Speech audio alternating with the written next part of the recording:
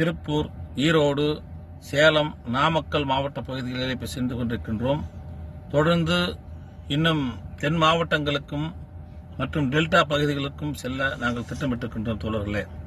ஏனென்று சொன்னால், நாம் ஏன் திராவிட முன்னேற்ற கழகத்தை ஆதரிக்க வேண்டும் என்று சொன்னால், நம் சமூகம் கடைக்கோடியிலே, அதாவது சாதியின் பெயராலும் மதத்தின் பெயராலும் நம்மளை இழிவுபடுத்தி ஓரங்கட்டு ஒதுக்கப்பட்ட இந்த அறிஞர் சமூகத்தை இன்றைக்கு நெஞ்சை நிமித்தி காலரை தூக்கி நாம் இன்றைக்கு களமாடுகிறோம் என்று சொன்னால், நிச்சயமாக சொல்லுகின்றேன், திராவிட முன்னேற்ற கழகம்தான் அதற்கு காரணம்.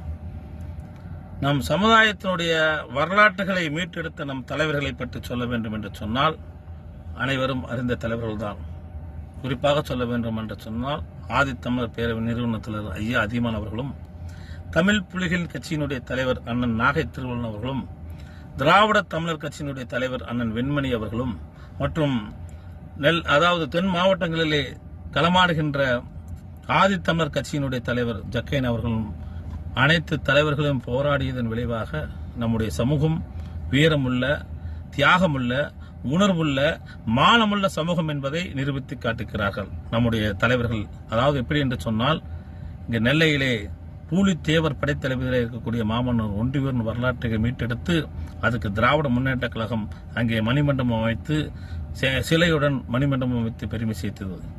அது மட்டுமல்ல, இங்கே சிவகங்கை மாவட்டத்திலே வேலுநாச்சியார் படைத்தளபதியிலே இருந்த போரிட்ட, அதாவது தியாகம், வீரம் என்கின்ற சொல்லுக்கு உகத்தான அந்த பெண்மணி என்று சொன்னால், அந்த தாய் என்று சொன்னால் வீரத்தாய் குயிலைத்தான் சொல்லவிடும். அது நம்ம அறிஞர் சமூகத்தைச் சேர்ந்த பெண்.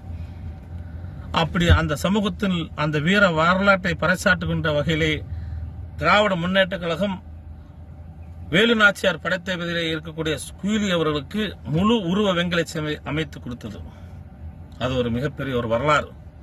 அதே போல இங்கே மேற்கு மண்டலத்திலே தீரன் சின்னமலையுடன் போரிட்டு இன்றைக்கு பொல்லான் என்கின்ற ஒரு அருந்தியர் சமூகத்தைச் சேர்ந்தவர் இன்றைக்கு வீரமுள்ள, தீரமுள்ள ஒரு கூட்டம் இருக்குது என்று சொன்னால், பொல்லான் அவர்களுக்கு இங்கே கடந்த 26ஆம் தேதி மணிமண்டபம் அமைத்து குதிரையுடன் கூடிய பொல்லானுடைய சிலையை திறந்து வைத்தது திராவிட முன்னேற்ற கழகத்தின் ஆட்சியில்தான். நம்முடைய மாண்புமிகு முத்துவேல் கருணாநிதி ஸ்டாலின் அவர்கள்தான். அது மட்டுமல்ல தோழர்களே, நம் சமூகத்திற்கு மொத்தம் ஆதிராவிடர், அருந்ததியர், தேவேந்திரர்கள், வெள்ளாளர்கள், மலை